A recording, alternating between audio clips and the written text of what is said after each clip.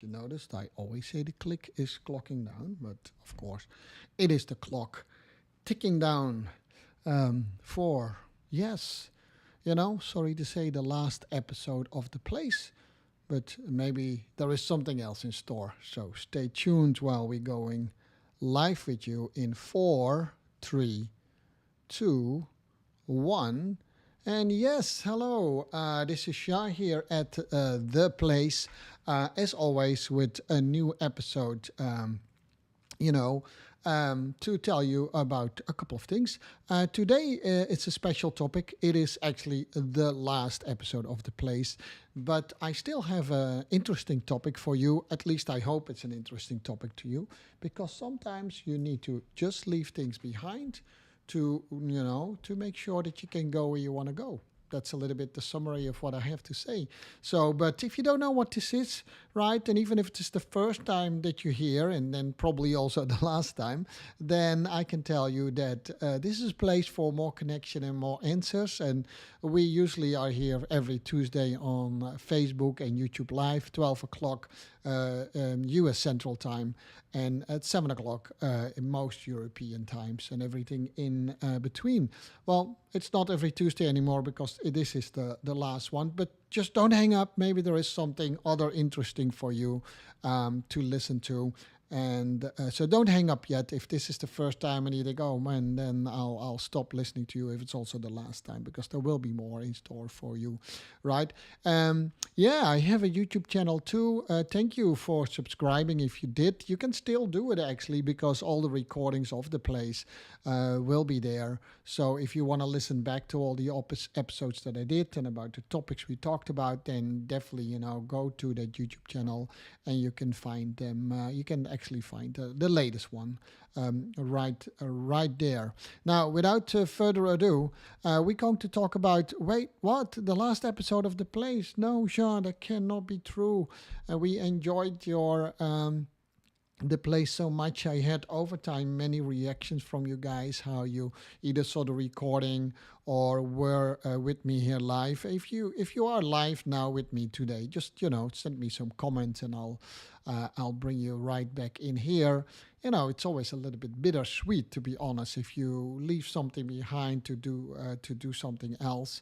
But that's what it is a little bit today. So. Normally, I would give you the topic and say, hey, these are the 5 life energies, and the topic of today, which is, if you want to grow and go to other places, you sometimes have to leave things behind, no matter how painful that is. Like I leave at least this form of the place behind, and do that is now. I think, I'm doing it really impromptu today. I think that falls mainly under the life energy, mental energy. And if you see, there are 5 life energies. I do it slightly different today so that that's still true. I mean, that's not going away because the place is going away. And you see that really nice circle. It doesn't really matter what circle, where you start, right? But the blue symbol, that stands for mental energy, and the topic for today has a lot to do with some sort of mental state of mind, that you can leave things behind to move forward in life or whatever you want to achieve. So we're going to talk about that a little bit later. And then there's also physical energy. We have mental energy. We have creative energy, manifestation energy, in divine energy. And the first time that we heard about the 5 energies was actually in my own book. The book Broken Silence is where I published about the 5 energies for the first time. It's literally for the first time, but it is definitely something that, a concept that, with some inspiration I developed, so to speak. And I will be teaching more about the 5 energies at different places, just not in this format at the place anymore.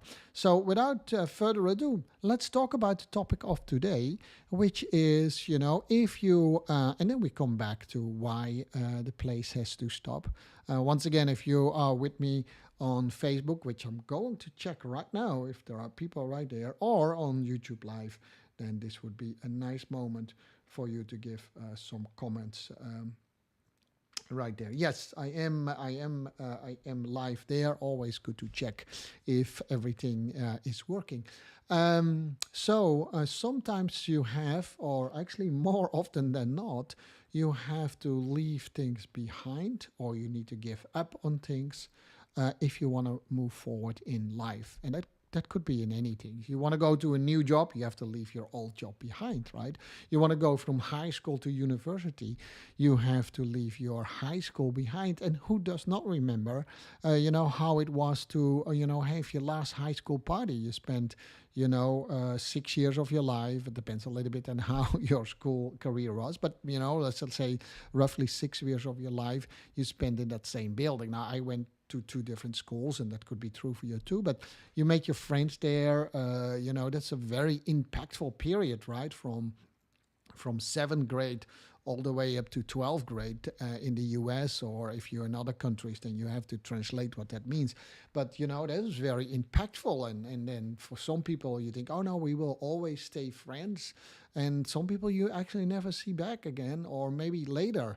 Now, some people say Facebook is a curse, and other people say Facebook is a blessing. I'm a little bit in between. It has some goods and a pro, and I talked about this in the place quite a lot. But one thing that I liked really about Facebook, and there were other social media platforms at that time when Facebook started, is that we could connect with people that we haven't seen for a long time. And normally we would maybe don't even stop if we see them on the street. But now it's like, hey, how are you doing? And I see some people actually, organizing some sort of a formal reunion of those kind of things. And it's so but to go further in education, you have to or something else. I mean, after high school, to be honest, I started to work, and I started to go back to school or back to college. A few years later, I just wanted to work for a while. So everyone has his own path, and you have to leave things behind. And so some of your friends you lose, or and that was just for that period. And at the time that you said goodbye, it felt so painful, and you wanted to hold on, but at the same time you were happy that all this high school craziness was over. And then you did not know what college, and I found it out later, of course, but you did not know what college could bring you, or maybe your first job. And I remember my first job, a really small office, and they were exporting meat, and it was I had a little discussion with my dad, and so I said, after high school, and we should have actually talked about it before that day came. But to be honest, in my family, we were not big in going to college. It was just not not an academic world, so to speak. But my dad really wished for me, and also, of course, also for the other kids to, continue with our education. And it's definitely in the mindset, definitely at that time, where we thought that was the only way to, climb up in the social ladder, so to speak, is, you go to school and then you finish an education and stuff like that. Now, for some reason, I did not have that mindset, but for sure, I did not know what to study, even if I wanted to study. So I said to my dad, no, I'm not going to study. And then for some reason, he of course, he said, well, if you're not going to study, you have to work, because then you don't get any money from me. And that became an argument. Said, well, I don't need your money. Of course, I needed his money, but I don't need your money. And it was a really bad time, actually, to find a job. I mean, there was a really high unemployment rate and stuff like that. And I don't know, I think I had, for many things, I had some luck in my life. I had also some unluck in my life. And if you followed the place, then you know about that too. I'm digressing, and it's the last show, so I think I can. But it has relevance what I'm talking about, because I left high school. I went to my dad, and I gave him the news that I don't know what to study, so I'm not going to study. I might pick it up, a few years down the road, but I wanted to go work right now. And he said, well, it's a really hard time to find work, but go ahead. And lo and behold, I actually immediately was invited for a job interview. And it was a small company in the city that I was born in, and it was literally like maybe 20 minutes on a bike to go there. And I was hired there, and against all odds, I must say, I had long hair, and I said, if they don't take me the way how I am, then they don't have to take me at all. I had all that, craziness that we had at that age, which was kind of nice. And I asked the person who he was part owner of the company too. It was a very small company, and he said, and I asked him after all, why did you hire me? Well, he said, well, actually, there were so many people, but you were the only one who said these things like, I want to be this, and you look bright out of your eyes, and you talked really fast, and, you had a lot of spunk. So we thought like, okay, this guy, I said, but there's one thing that you need to do. I said, okay, I cannot make you cut your hair, but, and it was that time, it's an office, so you have to wear a shirt and a tie. And I said, really? I mean, I didn't even had a shirt and a tie. Well, I think I had a shirt, but I, I certainly did not have ties. I said, okay, give me a week, and then when I come back from vacation, then I'll come. I'll do that. He said, and the man said, what? Vacation? No, no, you have to start on Monday. Let's say it was Friday then.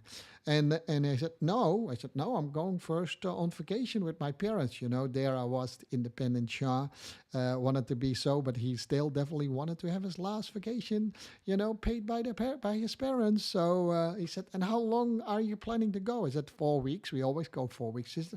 I said, no, no, I could have hired, I don't know, a dozen other people who could start on Monday. I said, well, you didn't. You hired me, and I said to him, you did do it with me, without me for the last couple of months. I'm sure you can survive another month. And the guy had to laugh, and he said, yeah, sure, yeah, I think we can do that. Anyhow, I ended up working for 5 years at that company, and the guy, I know he passed away a few years ago, but I owe him a lot. He was my first mentor. And then, Mr. Verschinkel, if you hear me now, then I definitely want to thank you about that. But you kind of stimulate me to leave things behind, because it was my first job, and I got so attached to it, right? I got attached to my colleagues there. I had friends there. And some of them I still am in contact with. I hope that some of them actually will listen. But there came that day, and then he tried to not push me away because he didn't hate me, because he said, there is literally no more that I can offer you here, and I think you have more potential to grow. And so you can study whatever you want. So I started to study language, and I started to study some accounting, and I did not like it at all. But then I came across, and you have to think about it. This was late 70s, early 80s, and marketing was not so big. Marketing was not a big thing, right? Not as it is now. And so I came across marketing. I read about the concept. I liked it a lot. And I said to Mr. Verschinkel, I said, I want to study marketing. Are you okay with that? He said, I don't even know what it is, he said, but and he was a successful man. He was a successful self-made millionaire, seriously true. And and he said, "You go ahead, study it. I'll pay for it." And he did. He paid my first marketing courses, and then the day came actually that I had to say goodbye, and it took me. It was really with a heavy heart. I say I found another job. And Mr. Verschinkel said, "Yeah, do that." And they gave me a great, I don't know, farewell party, more than one actually, and I worked there just for 5 years. And for me, that felt really long. Right after high school, and then in the meantime, already started to study marketing, and I took a sales job, and that was like kind of a wrong decision. I didn't like it a lot. I was okay with it. I did pretty well actually, but I just didn't like the hardcore selling, and I had to find another job. And something came along that I fell in love with, which was educational publishing. The publishing house that I worked for almost 15 years, I think there. I loved it. I loved the company. I still do. I still sometimes think like maybe I should go back to that thing. So people, if you know me and you see me again, saying, "Hey, this is Shah," all the way from Dallas now. But I had the best time working at the publishing house. Called Mallenberg. I loved it. And I did various jobs there. I started first, just as we call it, an agent on customer service. Um, But I climbed up the ladder. I became a product manager, and I did more things after that. And I became an account manager, all that kind of things. And it actually set me up for my next career. But also at that time, the moment came that I had to say goodbye, and it was with mixed feelings because I missed out on a promotion that was more or less promised to me. And let's not go back there. Whether you mean the guy that they actually put in there, I hired myself, a fantastic guy, and he was really good in that role, probably much better than I would have been. If he's listening, then he knows who it is.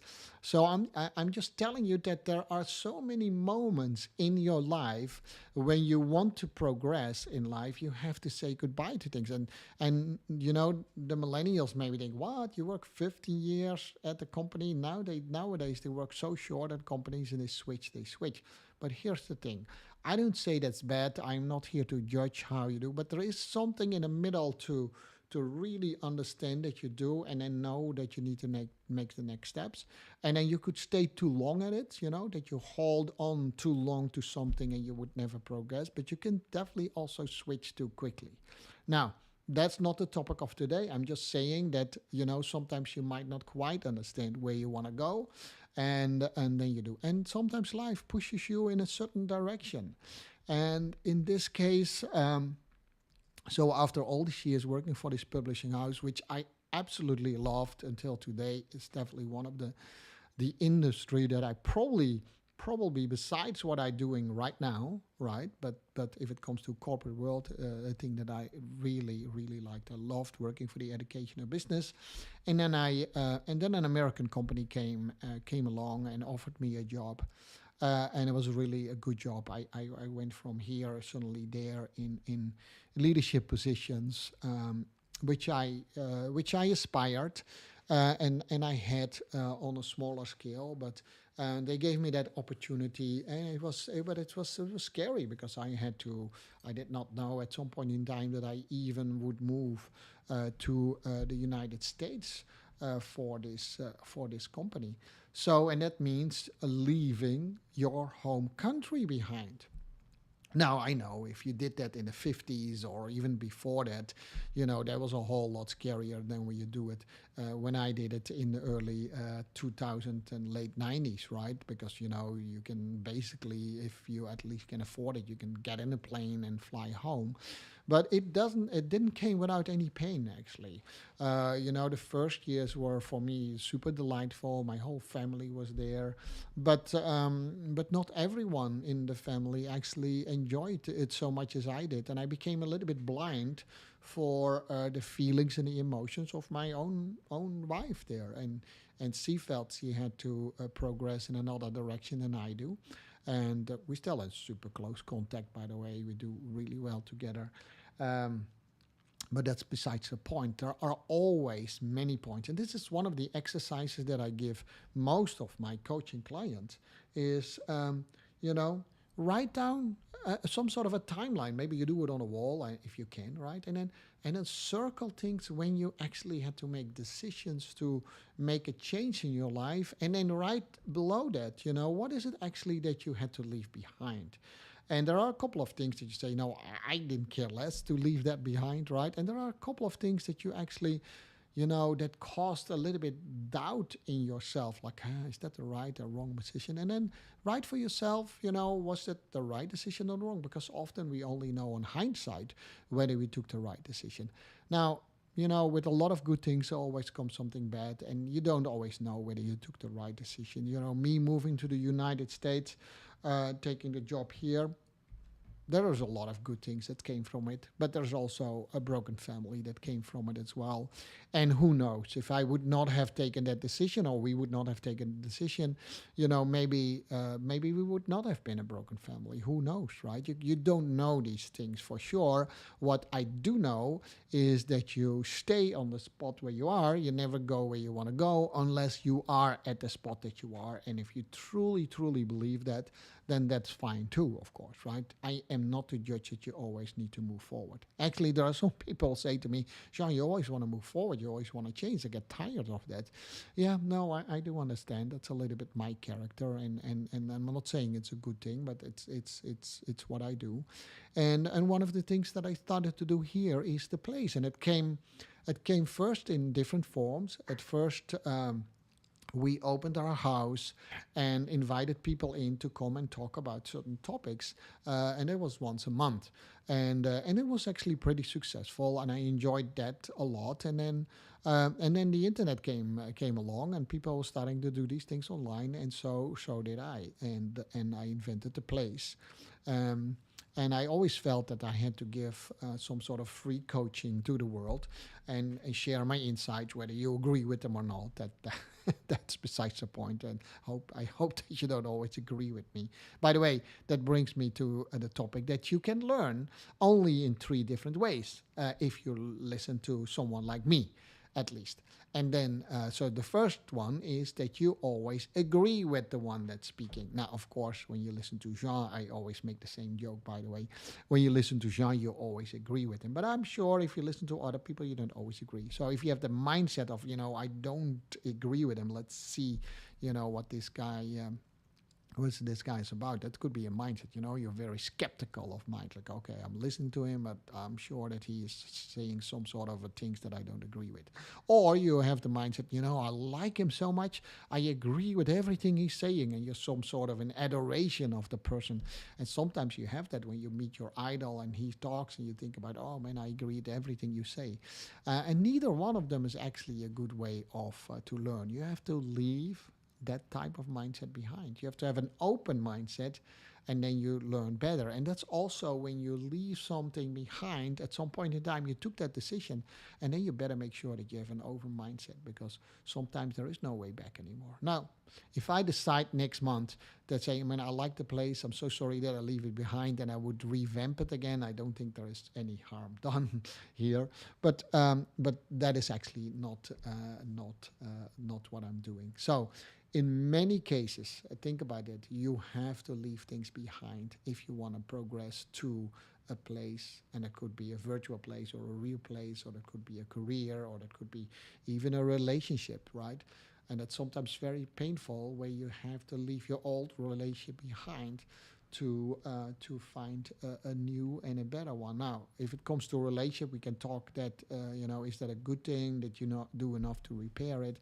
But there are definitely situations where you can easily see that it is better for both of them, or at least for one of them, to leave the relationship behind. And I don't think about these things very lightly. I went through a few pretty long relationships, I must say. But sometimes you need to leave them behind, and whether you take the decision or the other side, or whether you take the decision together.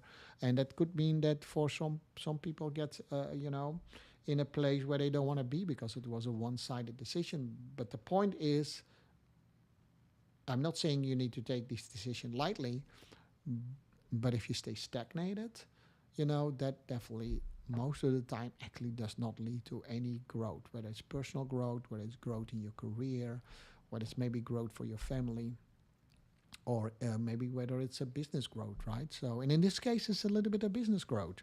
And I did the place for quite a long time, connected it also to my podcast that you can find on all the major podcast channels. And I am at episode 226 with the episode of today, because it will also be the last episode of Tell, the Everyday Life Lesson podcast. So my podcast listeners, thank you so much for listening to me and downloading it by the hundreds every week. And I'm so blessed that you did that. And do know that there are other places where you can listen to me again. And then maybe I love the title Tell. I might still keep that Tell, the Everyday Life Lesson podcast. But we're going to do it in a slightly different way. Right, so that's where I actually want to end it for today. I want to, before we say goodbye, I want to tell you first what is next for Jean, at least. And is he not going to do any live shows anymore, public? Yes, he is. But but I got some sort of, let's say, a calling that I've been working on for a long time already, and it's in a way some sort of a passion, and in another way it's I don't know, it's maybe a calling or a purpose. But quite recently I started the following, and let me just bring you into that. So if you see me live in probably in the near future, then the background of this will, although I change always my background, but the background, if you look at here, the place, it won't say the place. There will be something written up there, and it's called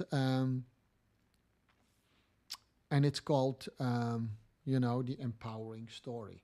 And I'm not going to tell you for in details what the empowering story is, but I have, for some people, they know that actually I'm very focused in helping women who have an abuse history to overcome their abuse and to start to live a life of passion and purpose.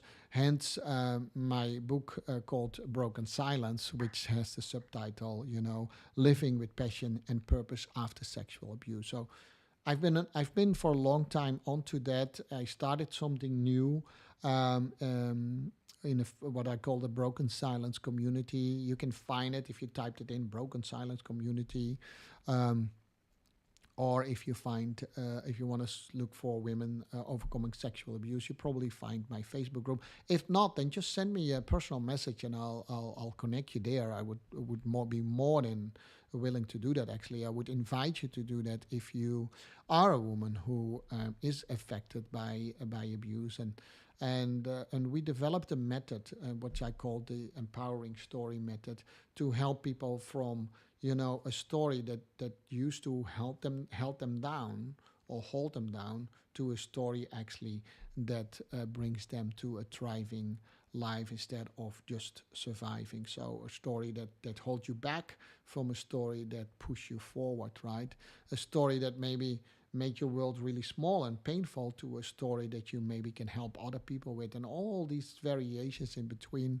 And I must honestly say that that has taken such a flight that it requires a lot of attention, and it's so that's a good thing where we can help not only me but of course the people that actually support me always with this, to help me helping other people as well. And so you have to make tough choices, and one of the tough choices is to stop doing the plays, and instead of doing the plays, I'm going to give my full attention to the empowering story method and the broken silence community, and you can be part of that. It's a close community for almost obvious reasons, right? A lot of things that we want to be in there. We don't want to be public. People cannot easily come in there. We have to see whether you can. But you're more than welcome to send me a personal message again, or you find the Facebook group on your own, and then you get through some questions, and we'll let you in, and you can see what that's all about. As always, these are serious things to talk about, but we bring it also a little bit light. I feel very blessed that I've been put in a position, unfortunately, of my past experience with abuse, that I'm now in a position where I actually can offer support and help to something that in my mind is very needed. Let me make it a little bit stronger here.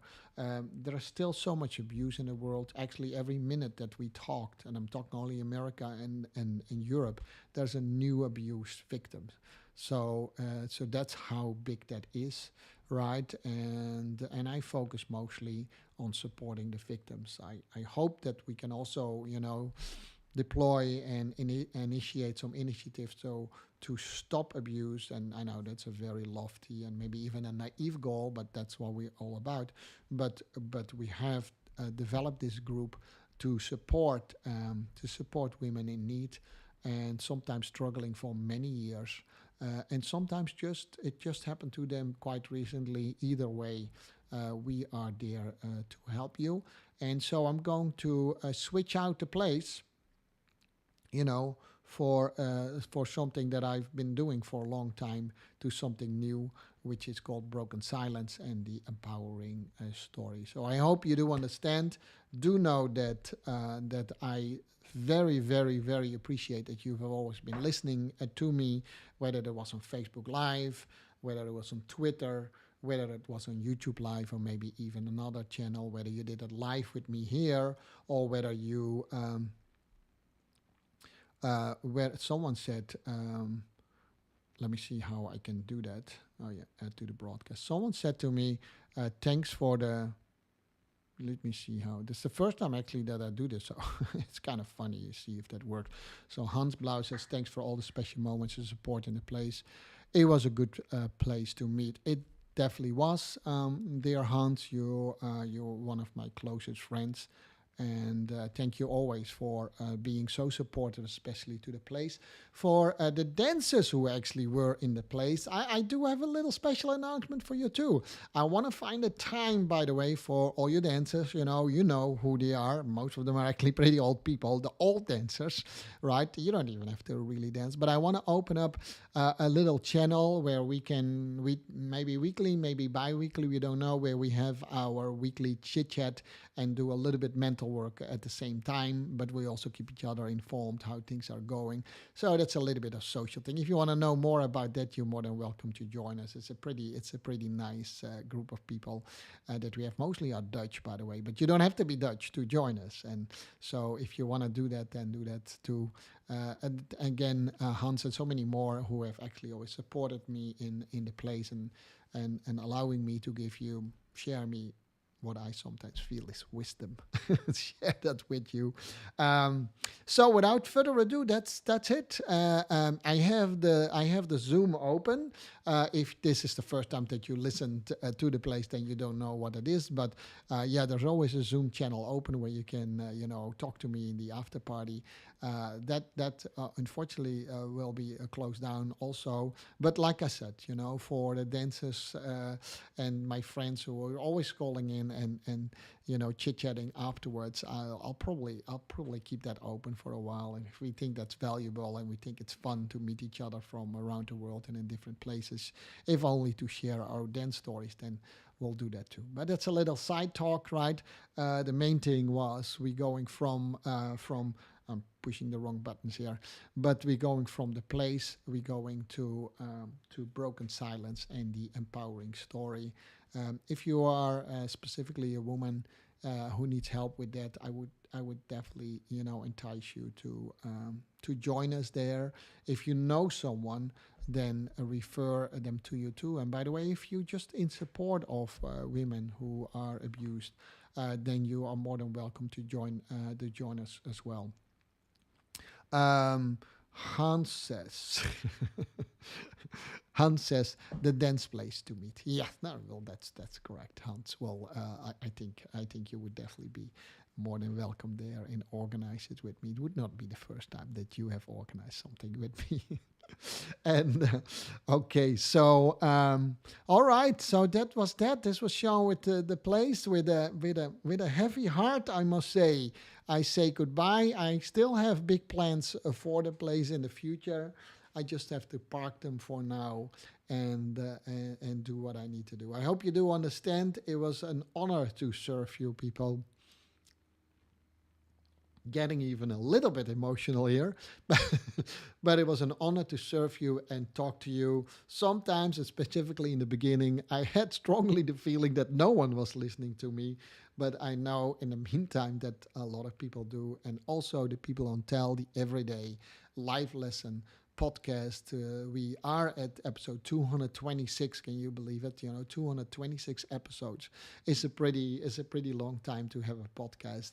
I definitely would like to pick it up. It's one of the joys that I have to do podcast, and I also want to thank the people that I that allow me to interview them here at the place. That was a joy too.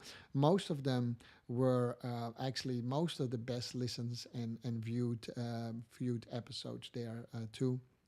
So anyhow, so no more the place, at least not for not in the foreseeable future.